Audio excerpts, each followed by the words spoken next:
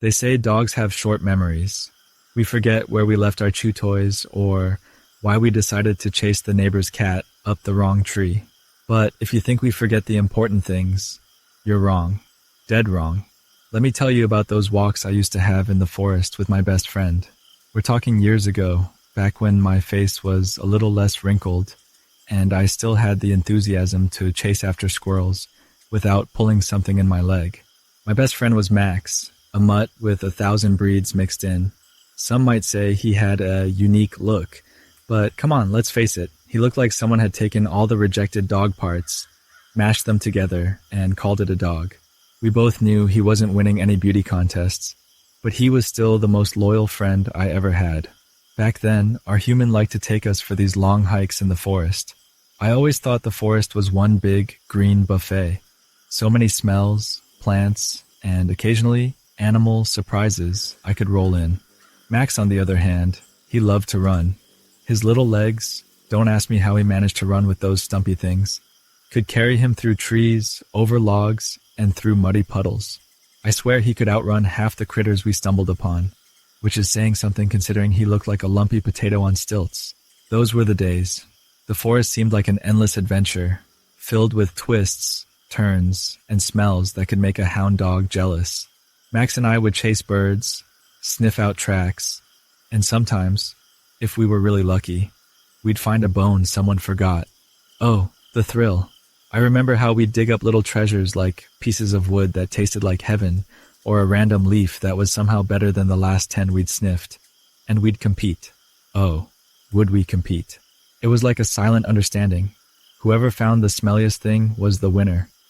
One time, I found a dead fish near the stream. Now, I don't mean a fresh fish either. I'm talking about one of those that probably saw the last ice age. It smelled worse than Max after rolling in the mud for 3 hours. But I carried it in my mouth with pride, and Max just stared at me, probably thinking, "How did you get so lucky, Frank?" That was my moment of glory. We'd spend hours out there, and when we finally made it back to the car, we'd be covered in dirt, leaves, and the occasional tick. Our human would look at us with that resigned face that only dog owners know, shake their head, and laugh. That was happiness. Pure, messy happiness. I don't remember when it started, but one day Max just couldn't keep up the way he used to. He'd still run ahead, barking his head off like he was king of the world, but after a few minutes, he'd start to lag behind. I remember thinking, "Come on, Max, what's up? You're not getting soft on me, are you?" But there was something different in his eyes. He was tired, a kind of tired I hadn't seen before. Our human noticed it too. After that, we started taking shorter walks. Instead of racing up hills and diving into bushes, we'd just walk at Max's pace. I didn't mind at first. I'd still get to sniff around, dig a little here and there, but there was something missing. It was like our wild days were slowly slipping away, and no matter how many times I nudged Max or barked at him to speed up, he just looked at me with that gentle, tired look. I could almost hear him say, "I'm trying, Frank. I really am." After a while, it became clear that Max couldn't come to the forest anymore. He'd stay at home, and I'd go out with our human. At first, I thought maybe he'd join us later, like he was just taking a break or something, but he didn't. I remember the first time I went back to our favorite spot alone. I looked around, sniffing every inch of the path we used to run through, hoping to find some trace of him, but all I found was the silence. I can't describe how strange it felt. The forest seemed bigger, emptier, without him running beside me, tripping over roots, or barking at birds like they'd actually care. I tried to fill the silence, barking at random squirrels, rolling in anything I could find, even dragging sticks back to our human. But it wasn't the same. Nothing was the same. One day, we didn't even go to the forest. Our human took me and Max to a place that smelled strange, like a mix of fear and sadness. I remember feeling my tail tucked between my legs. It was instinct. Max was lying down on a soft bed, his eyes barely open. He looked at me, and for a second, I saw the old Max, the one who'd bark and run and sniff out all the best smells. But he was tired, more tired than I'd ever seen him. I nudged him with my nose, and he gave me one of those looks, the kind only a best friend can give.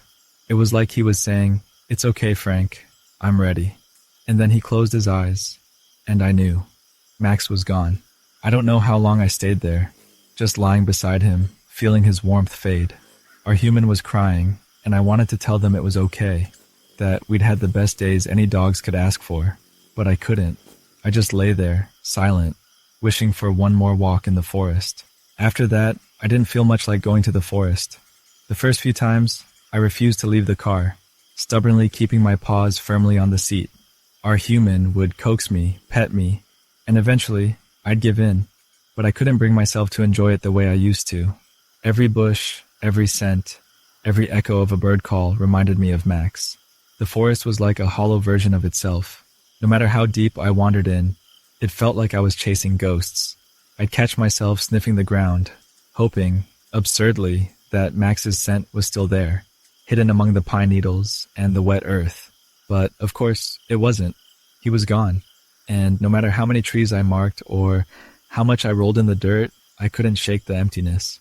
Sometimes I'd bark, just once, waiting for him to come bounding up, tongue lolling, looking at me with that goofy, lopsided grin. But only silence answered. That silence was my new companion. As the days passed, the forest walks became less of an adventure and more of a quiet ritual. I'd walk along the same paths, the memories of Max and me playing like a movie reel in my head. There was this one time I remembered when he tried to chase a deer. Don't ask me why, as if he stood a chance. But he went after it with such gusto, his legs pumping and his bark full of bravado. Naturally, the deer leapt away, leaving Max barking at the empty air, looking around like he'd just lost his keys. And then, there was the mud incident. Max found a particularly soggy patch by the stream and went in up to his belly. He looked like he was in heaven, but then he tried to get out and discovered he was stuck. I'm not ashamed to say I laughed. A deep, full-bellied bark that probably echoed across half the forest. Eventually, our human had to pull him out, their clothes splattered with mud, while Max just wagged his tail like he'd won a prize. Those memories, they brought a kind of bittersweet warmth, like the sun filtering through the trees.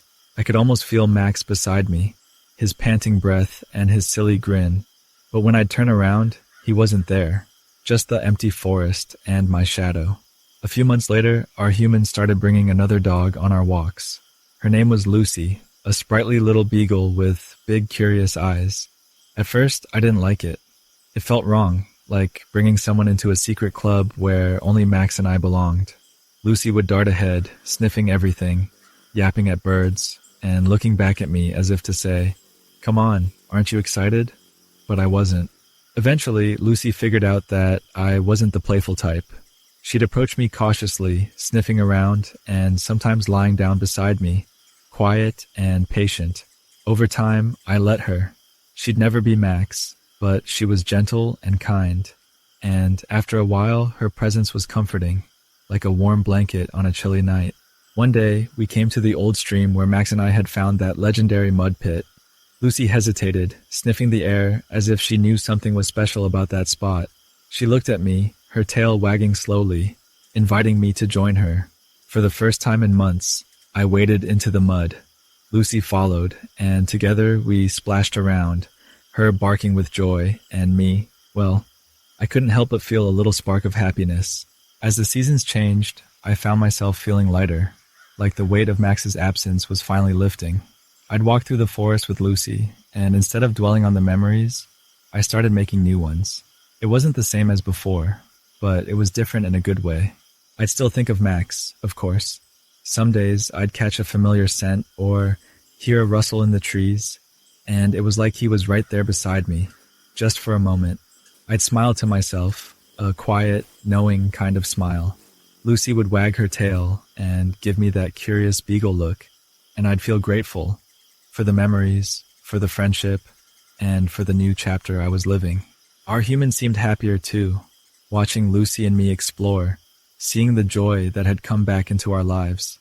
We were a team, the three of us, navigating the world and cherishing the past without letting it weigh us down. I still visit Max's favorite spots in the forest, usually with Lucy by my side. I sit for a while, breathing in the familiar scents and feeling the quiet peace of the woods. Sometimes I wonder if Max is watching us from somewhere, his tail wagging, still that goofy, lovable mutt who could always make me laugh. If you've ever lost a friend, you'll know the pain doesn't go away. It changes shape, softening over time, becoming part of who you are.